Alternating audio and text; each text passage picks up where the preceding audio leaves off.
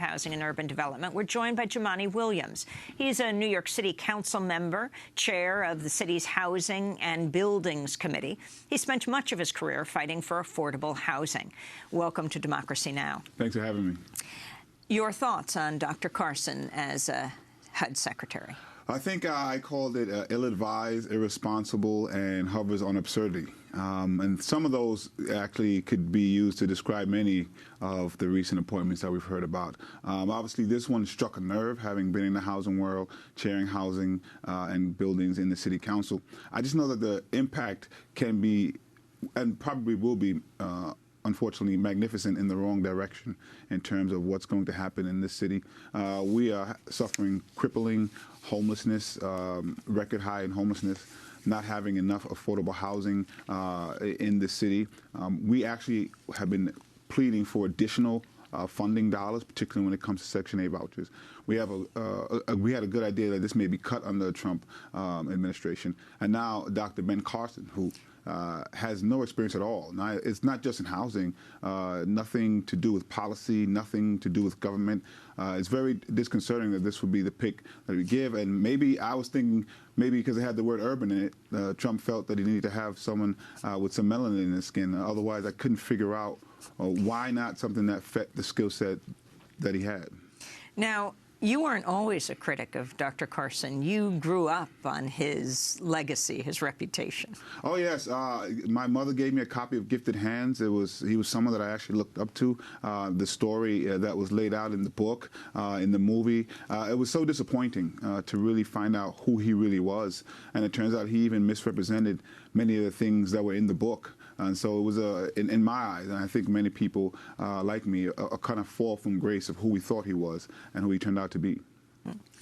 Someone recently joked it's not like housing and urban development is brain surgery, but that's actually the problem. I mean, it's true. Housing, it's not a plaything. It's not something that you can just play around with. It is, I believe, the rubric of a family. It is the glue for a healthy community, and to have someone that really wants to dismantle any government involvement in making sure that every community has access to that is very scary. We should be worried. During the primary campaign, Donald Trump repeatedly lashed out at Dr. Carson, seizing on passages from Carson's autobiography when he admitted he had a pathological temper. This is Donald Trump speaking on CNN a year ago. Other people said he said in the book, and I haven't seen it, I know it's in the book, that he's got a pathological temper or temperament.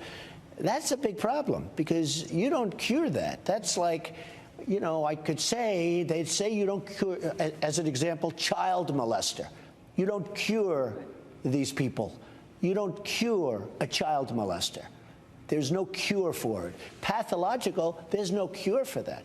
Now, I didn't say it. He said it in his book. So when I hear somebody's pathological, when somebody says, I went after my mother with, and he's saying about himself, yes, with a hammer and hit her in the head, I say, whoa, I never did, you never did. I don't know anybody that ever did, personally, but that's a big statement. When he said he hit a friend of his in the face with a lock, with a padlock, right in the face, I say, whoa, that's pretty bad.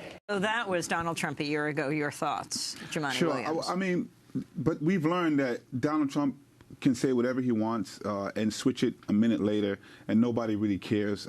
Talking about what someone went through in their childhood obviously is a little suspect, particularly when that person has obviously come far from that particular position.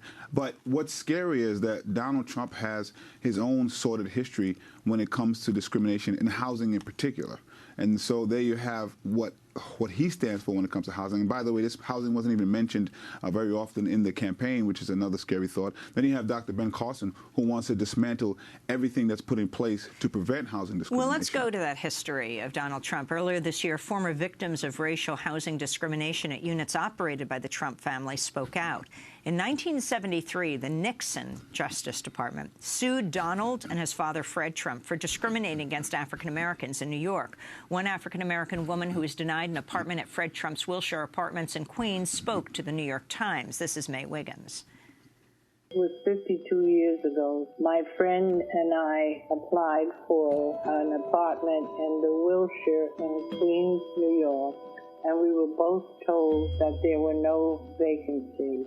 I realized that there were vacancies because they still had the ads running, and I was pretty sure it was because of the color of our skin. I have always felt that the Trump organization was biased, and I will go to my grave with that thought.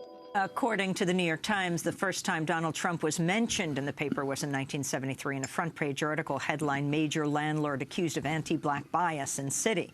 The 73 article quoted Donald Trump responding to the charges. He said, quote, "They're absolutely ridiculous. We never have discriminated, and we never would," unquote.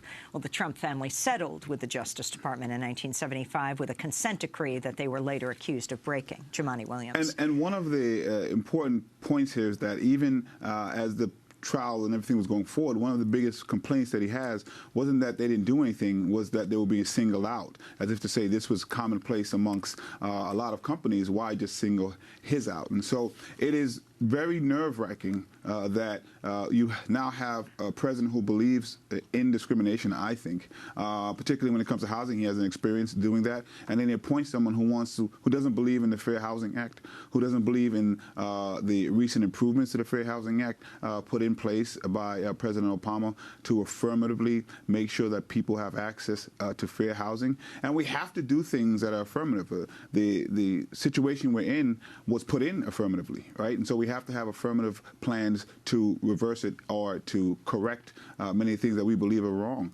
And Dr. Ben Carson, one, doesn't believe that, unfortunately, which is something that is a policy decision. But on top of that, just has absolutely no experience at all when it comes to anything related to anything that HUD does. And one has to try to figure out why these are the appointments that are being made. I want to turn to Ben Carson speaking in 2013 about the challenges of his childhood with a local radio station in Baltimore.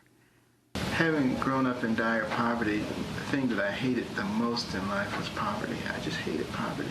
But as I began to read those books, particularly about people of accomplishment, I began to realize that poverty was really more of a choice than anything else, and that I could change that. And it just really depended on how hard I wanted to work. That was Dr. Ben Carson talking about poverty as a choice. He said poverty is a choice more than anything else. I'm just astonished by that comment, and I have a feeling that both he and the president-elect believe that. That's what's particularly scary.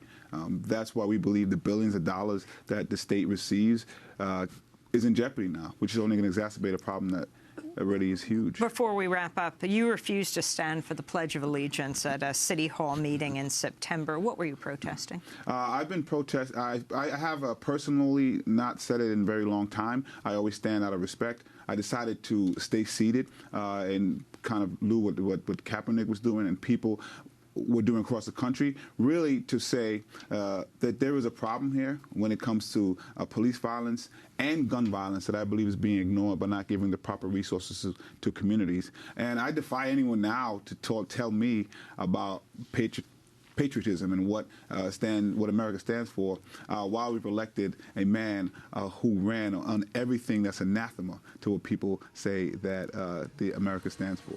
Well, Jumaane Williams, New York City Council member, chair of the New York City Housing and Buildings Committee, thanks so much for joining us for this hour.